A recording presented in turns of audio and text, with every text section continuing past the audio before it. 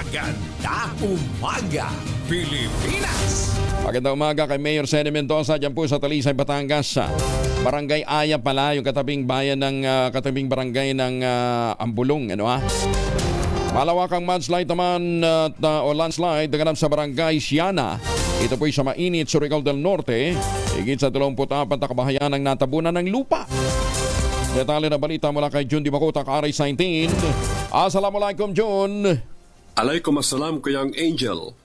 More or less nasa 24 kabahayan ang naapektuhan ng nangyaring mudslide o landslide sa barangay Siana, Mainit, Surigao del Norte nitong May 11 hanggang kahapon, May 12, alas 8:24 ng umaga. Ang bilang ng mga natabunang kabahayan ay batay sa impormasyon mula kay Barangay Chairman Kevin Combate. Batay sa mga residente sa lugar, wala naman umano silang naramdamang paggalaw o pagyanig.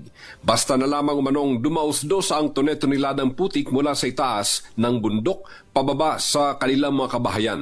Nabatid na may open pit gold mining ang nag-ooperate sa itaas ng nasabing barangay at sa initial na ulat mula sa barangay, mismo ang 3 tailing storage ng mining company ang bumigay at meron namanong 10 kabahayan ang natabunan ng lupa malapit sa lugar.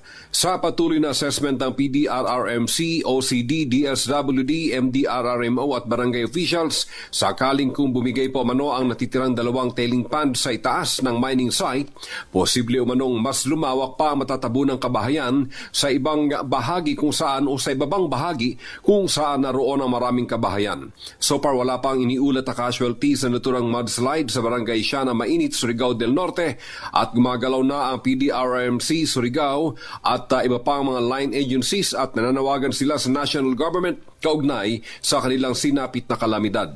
Ang mga residente ay kasalukuyan ang nasa ligtas na lugar.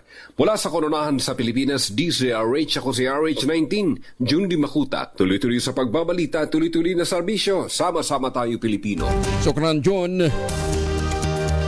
Doon sa mga lugar na nakakaranas ng mga biglang pagulan, ingat ho kayo ha. Lalong-lalo na doon sa may mga minahan sa taas ng bundok ka.